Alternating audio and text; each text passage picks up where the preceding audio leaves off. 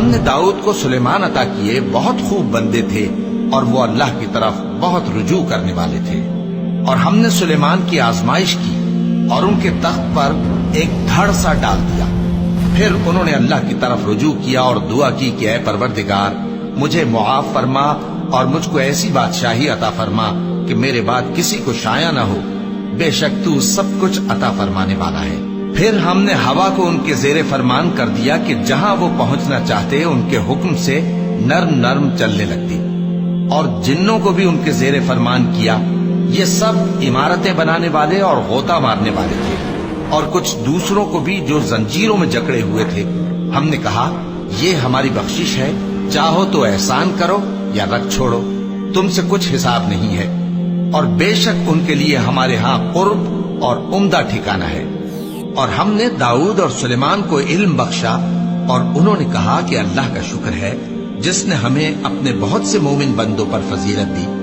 اور سلیمان داؤد کے قائم مقام ہوئے اور کہنے لگے کہ لوگوں ہمیں اللہ کی طرف سے پرندوں کی بولی سکھائی گئی ہے اور ہر چیز عنایت فرمائی گئی ہے. بے شک یہ اس کا خاص فضل ہے. سلیمان کے لیے جنوں اور انسانوں اور پرندوں کے لشکر جمع کیے گئے اور پھر ان کی جماعتیں بنائی گئی. یہاں تک کہ جب چیونٹیوں کے میدان میں پہنچے تو ایک چیونٹی نے کہا کہ چیونٹیوں اپنے اپنے بلوں میں داخل ہو جاؤ، ایسا نہ ہو کہ سلیمان اور اس کے لشکر تم کو کچل ڈالیں اور ان کو خبر بھی نہ ہو. تو وہ اس کی بات سے ہنس پڑے اور کہنے لگے کہ اے پروردگار مجھے توفیق عنایت کر کہ جو احسان تو نے مجھ پر اور میرے ماں باپ پر کیے ہیں ان کا شکر کروں اور ایسے نیک کام کروں کہ تو ان سے خوش ہو جائے اور مجھے اپنی رحمت سے اپنے نیک بندوں میں داخل فرما. اور جب انہوں نے پرندوں کا جائزہ لیا تو کہنے لگے کیا سبب ہے مجھے ہدہد نظر نہیں آتا؟ کیا کہیں غائب ہو گیا ہے؟ میں اسے سخت سزا دوں گا یا ذبح کر ڈالوں گا یا میرے سامنے اپنی بے قصوری کی واضح دلیل پیش کرے. ابھی تھوڑی دیر ہوئی تھی کہ ہدہد آ موجود ہوا اور کہنے لگا کہ مجھے ایک ایسی چیز معلوم ہوئی ہے جس کی آپ کو خبر نہیں، اور میں آپ کے پاس ملک سبا سے ایک یقینی خبر لے کر آیا ہوں. میں نے ایک عورت دیکھی کہ ان لوگوں پر حکومت کرتی ہے اور ہر چیز اسے میسر ہے اور اس کا ایک شاندار تخت ہے.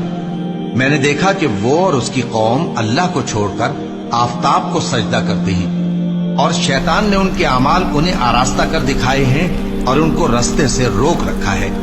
بس وہ رستے پر نہیں آتے اور نہیں سمجھتے ہیں کہ اللہ کو جو آسمانوں اور زمین میں چھپی چیزوں کو ظاہر کر دیتا اور تمہارے پوشیدہ اور ظاہر اعمال کو جانتا ہے کیوں سجدہ نہ کریں.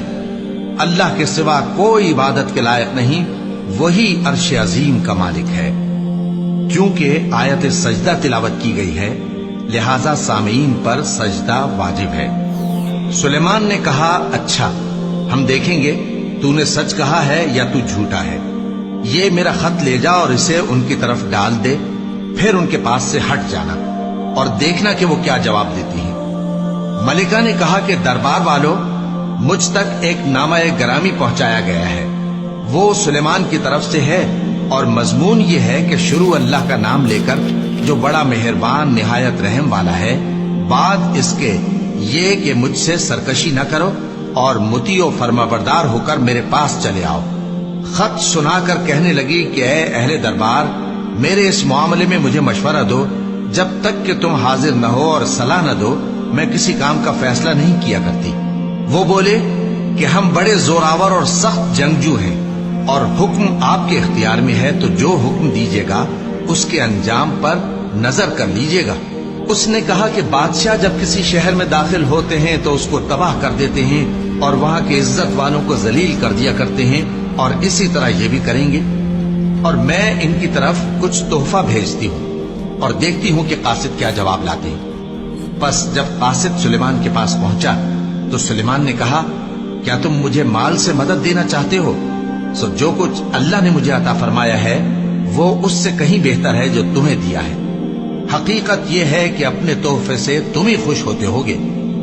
ان کے پاس واپس جاؤ، اب ہم ان پر ایسے لشکر لے کر حملہ کریں گے جن کے مقابلے کی ان میں طاقت نہ ہوگی، اور ان کو وہاں سے بے عزت کر کے نکال دیں گے اور وہ ذلیل ہوں گے. سلیمان نے کہا کہ اے دربار والو، کوئی تم میں ایسا ہے کہ قبل اس کے کہ وہ لوگ فرما بردار ہو کر ہمارے پاس آئیں، ملکہ کا تخت میرے پاس لے آئے جنات میں سے ایک قوی ہیکل جن نے کہا کہ قبل اس کے کہ آپ اپنی جگہ سے اٹھیں میں اس کو آپ کے پاس لا حاضر کرتا ہوں اور مجھے اس پر قدرت بھی حاصل ہے اور امانت دار بھی ہوں۔ ایک شخص جس کو کتاب الہی کا علم تھا کہنے لگا کہ میں آپ کی آنکھ کے جھپکنے سے پہلے پہلے اسے آپ کے پاس حاضر کیے دیتا ہوں۔ جب سلیمان نے تخت کو اپنے پاس رکھا ہوا دیکھا تو کہا کہ یہ میرے پروردگار کا فضل ہے تاکہ مجھے آزمائے کہ میں شکر کرتا ہوں یا کفران نعمت کرتا ہوں، اور جو شکر کرتا ہے تو اپنے ہی فائدے کے لیے شکر کرتا ہے، اور جو ناشکری کرتا ہے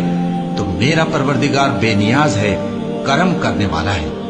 سلیمان نے کہا کہ ملائکہ کے امتحان عقل کے لیے اس کے تخت کی صورت بدل دو، دیکھیں کہ وہ سوج رکھتی ہے یا ان لوگوں میں سے ہے جو سوج نہیں رکھتے۔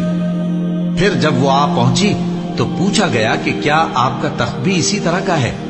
اس نے کہا کہ یہ تو گویا ہو بہو وہی ہے، اور ہم کو اس سے پہلے ہی سلیمان کی عظمت و شان کا علم ہو گیا تھا، اور ہم فرما بردار ہیں۔ اور وہ جو اللہ کے سوا دوسروں کی پرستش کرتی تھی، سلیمان نے اس کو اس سے منع کیا کہ وہ کافروں میں سے تھی۔ اس کے بعد اس سے کہا گیا کہ محل میں چلیے۔ جب اس نے اس کے فرش کو دیکھا تو اسے پانی کا حوض سمجھا اور کپڑا اٹھا کر اپنی پنڈلیاں کھول دی۔ سلیمان نے کہا یہ ایسا محل ہے جس کے نیچے بھی شیشے جڑے ہوئے ہیں۔ وہ بول اٹھی کہ پروردگار، میں اپنے آپ پر ظلم کرتی رہی تھی اور اب میں سلیمان کے ساتھ اللہ رب العالمین پر ایمان لاتی ہوں۔